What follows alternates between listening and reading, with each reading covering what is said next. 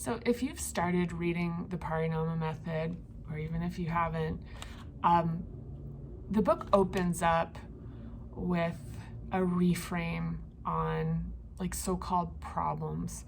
And so this video, I want to talk a little bit about reframing a relationship with problems as it relates to having a better relationship with yourself, and provide some tools and some somatic practices for this. So to begin with, like what a problem is, a problem tends to be, like something that we don't want or something unexpected, or even just, things like it ultimately is anything that kind of,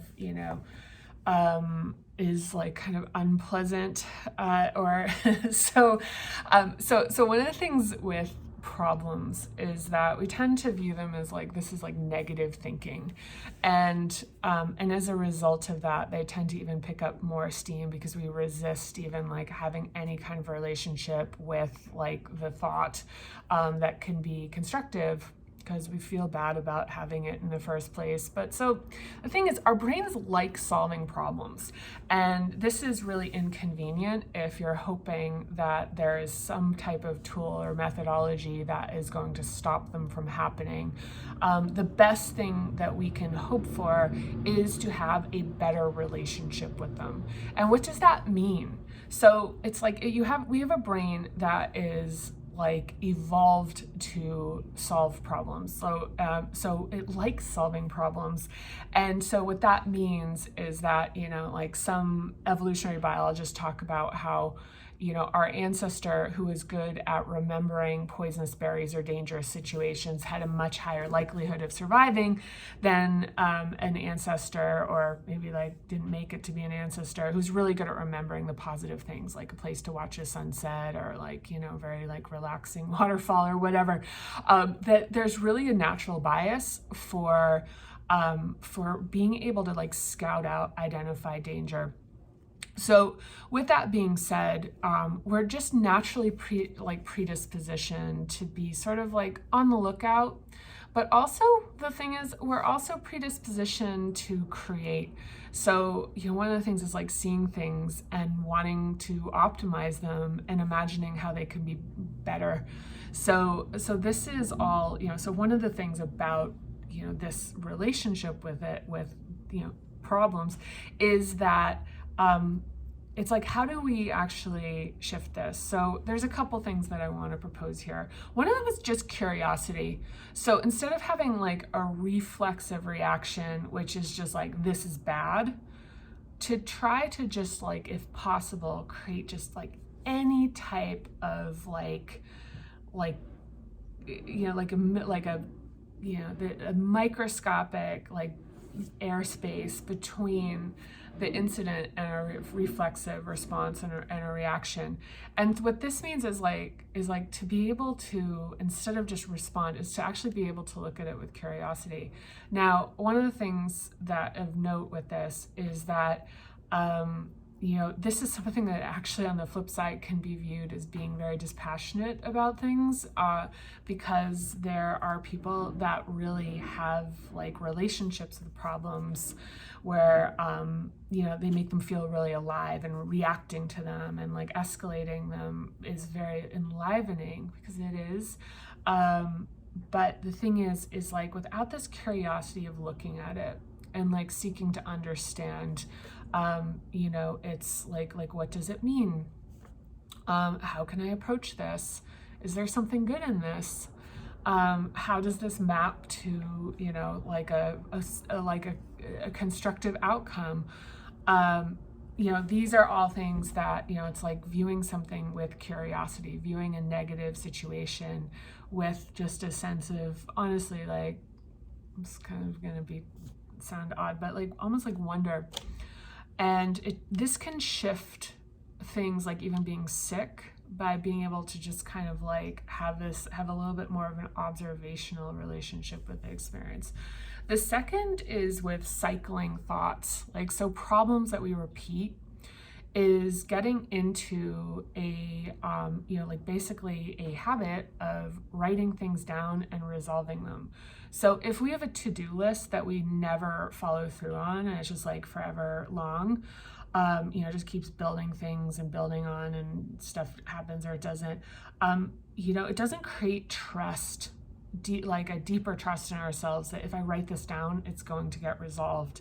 So part of this mechanism of like removing repeating fixations by putting them on paper in a to-do list or like in a app on a phone is the full cycle of trusting that once it's there, it will get resolved.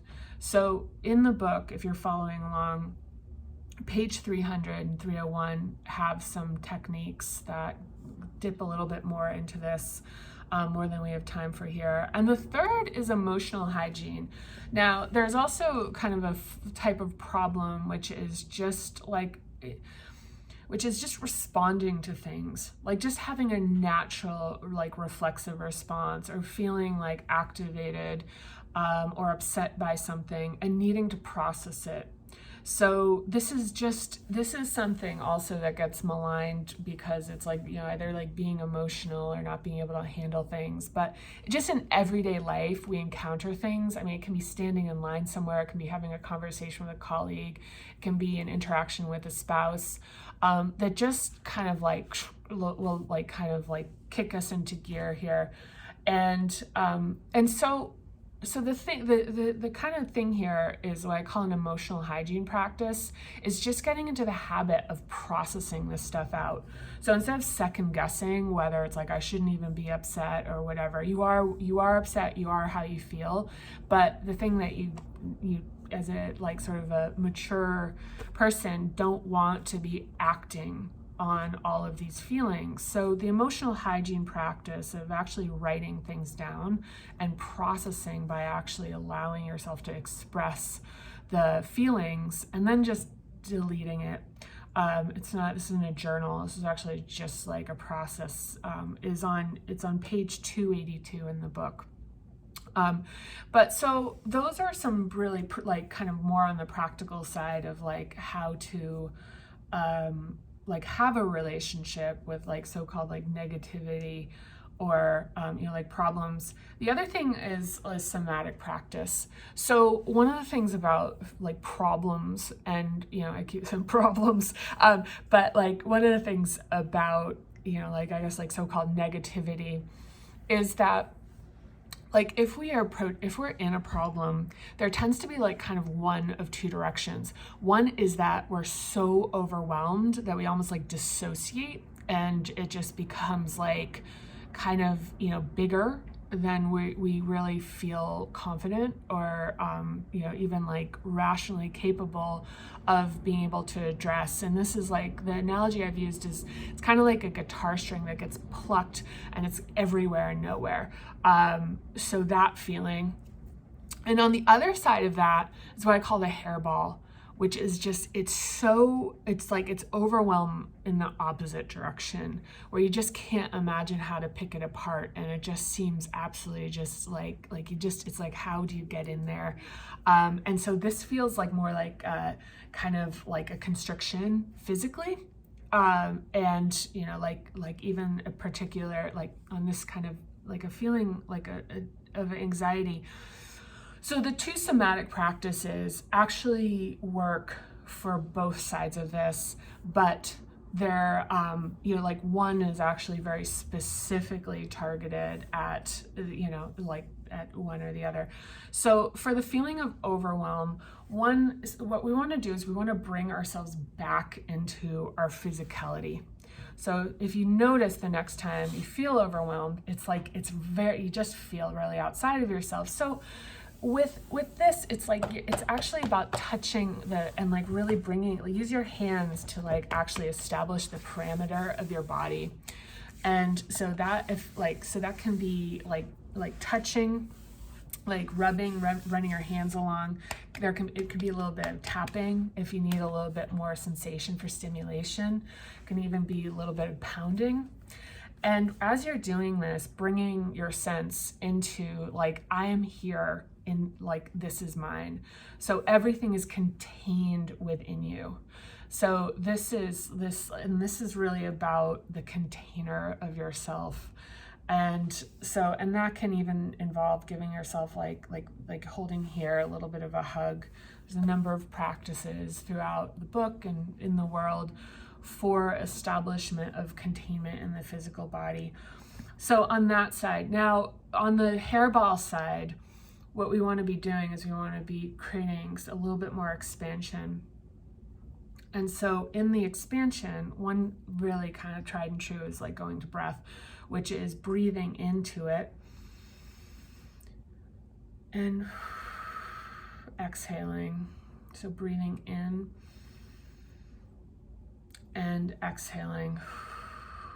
And one of the things about using the hands to coordinate with this is that this really helps with actually like the kind of bringing yourself into your body. So breath can feel a little bit like in your head. So a lot of the methodology with somatic practices is really about like the reconnection with the physical phenomenon of your body. So that concludes this session. And so please like and subscribe. Thank you if you've made it this far.